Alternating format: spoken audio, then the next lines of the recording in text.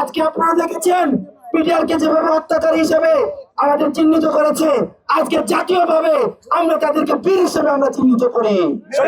প্রিয় সহযোদ্ধা, সেই জায়গা থেকে আমরা আপনাদেরকে নিশ্চয়তা দিচ্ছি, এই সরকার যেহেতু তার দ্বার উন্মুক্ত রেখেছে, দরজা উন্মুক্ত রেখেছে, সেই জায়গা থেকে আমরা পরজুড়ে আপনাদের কাছে অনুরোধ থাকবে, অন্তত প্রত্যেক 15 দিন পর পর আপনারা একটা প্রতিনিধি দল, আমাদের যিনি আইন মন্ত্রণালয়ের দায়িত্ব রয়েছেন, স্বরাষ্ট্র মন্ত্রণালয়ের দায়িত্ব রয়েছেন, আপনারা তাদের সাথে বসুন, কথা বলুন। আমরা এই সপ্তাহের মধ্যে আমরা এই আইন মন্ত্রণালয়ের পরামর্শে এবং স্বরাষ্ট্র মন্ত্রণালয় যেহেতু এই বিষয়ে যুক্ত, আমরা তাদের পরামর্শে এই সপ্তাহের মধ্যে আমরা দায়িত্ব নিচ্ছি যে আমরা তাদের সাথে, আমরা তাদের অনুমতি ক্রমে আপনাদের প্রতিনিধির সাথে একটা মিটিং আমরা নিজেরাও সেখানে অংশগ্রহণ করব। একই সাথে এই মিটিং এর ধারাবাহিকতা অব্যাহত থাকবে। আমরা একটা মিটিং করলাম, তারপরে চলে গেলাম, আমাদেরকে পেপার পত্রিকা দেখে আমাদেরকে খবর নিতে হবে সেইটা না, বরং আমাদেরকে অন্তত 15 দিন পর পর আমাদের এই মিটিং এর ধারাবাহিকতা অব্যাহত থাকবে এবং কি হচ্ছে না হচ্ছে সেটা আমাদেরকে সরাসরি আমাদেরকে ফিডব্যাক দিতে হবে।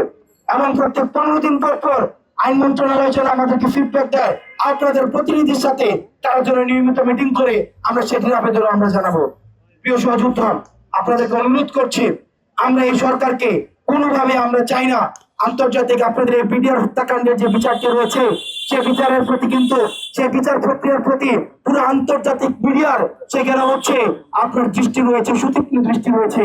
এবং আপনারা ভুলে গেলে চলবে না, আধিপত্যবাদী যে আমাদের পাশের দেশটি রয়েছে, যারা এই বাংলাদেশকে তাদের একটি রাজ্য বানাতে চেয়েছে, তাদের কিন্তু সুতীক্ষ্ণ দৃষ্টি সেখানে রয়েছে।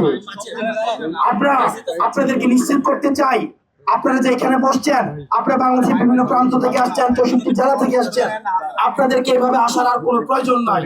আপনাদের প্রতিনিধির মাধ্যমেই এই সপ্তাহের মধ্যে আইন মন্ত্রণালয় এবং স্বরাষ্ট্র মন্ত্রণালয়ে আমরা অনুমতি ক্রমে তাদের সাথে আমরা মিটিং এ বসবো। আপনাদের দাবির ন্যায্যতা, এই বিষয়টি আপনারা, এটি রাষ্ট্রীয়ভাবে স্বীকৃত, এটি একটা ন্যায্য দাবি। এখন আপনারা মানবেন কি মানবেন না সেটি আপনাদের বিষয়। আমি আপনাদেরকে, এই সরকারও আপনাদেরকে জোরপূর্বক এখান থেকে কোনো উঠিয়ে দেওয়ার কোনো তারা করে নাই, প্রতিষ্ঠা করে নাই। এখন সিদ্ধান্ত আপনারা নেবেন যে এই বিচার প্রক্রিয়াটিকে আপনারা এইভাবে প্রশ্নবিদ্ধ জোর করে কোন দেশে ইনস্ট্যান্ট কোন বিচার প্রক্রিয়া কোনোভাবে সুস্থভাবে সম্পন্ন করা সম্ভব নয়।